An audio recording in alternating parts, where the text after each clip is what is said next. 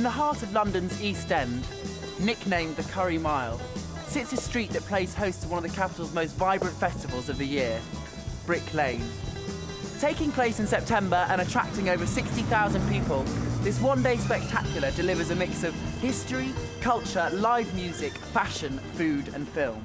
Next up on today's show, we've got 1/3 of the Shady Dolls Theatre Company to talk to us about their new project for 2008, a new 1940s-inspired burlesque cabaret. We've got the founding member here on the couch today, Rebecca Pollock. Hi, Becky. Hello, Thomas. When you're sort of in various states of undress, revealing your nipples, if your parents are sitting in the audience, I know they've been to a few shows, They have. What kind of goes through your mind when you're performing? Well, it's a performance, you know, and actually you can't show your nipples in this country, you have to cover them up. So I figure they've seen more on the beach. All tassels and glitter. Whether they're reforming for another jiggle in the limelight or because they seriously think they've got that #1 hit left to give, it certainly seems that pop bands and groups reforming at the moment is a trend that's here to stay. 2005, Gary Barlow and the boys got back together and have had a #1 selling album, a UK-wide sellout tour and won numerous music awards. We're here in East London today to find out what people think of that recent trend. I guess now it's time.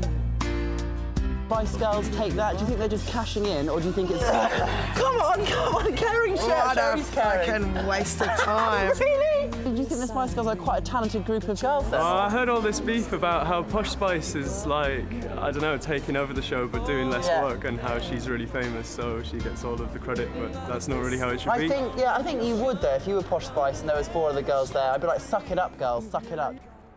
Polar ice caps are melting. Global warming is on every government's agenda, and thousands of species are dying each year as a direct result of climate change. It's crunch time, and with pollutants from the capital spreading to neighbouring cities and even other countries, we must act now. Leona Lewis, and she'll be coming in later on to chat to us about her new album. Also, Jason Jones will be updating us live from this year's V with the highs, lows and juicy bits of what's been going on. But before all of that, we've got our both sides of the story phone in, and we're going to be talking about same-sex couples and their right to adopt. Louisa from South London. Hi, Louisa. Hello, Thomas. Now, what's your standpoint on this? I think a child has a right to have a mother and a father. Putting gay people into the mix is just confusing, and I don't think it's going to do our society any good whatsoever. Is it not just a case of sort of whether the child's got the love, whether it's got the support from their parents? When it comes down to it, that child's got enough to deal with. It's being adopted, let alone by, you know... I mean, quite often kids are adopted at such an early age that it's not until sort of much later on, you know, sort of late in their teens that they're finding out when they are adopted, because that's when their parents, you know, tell them. But it is going to...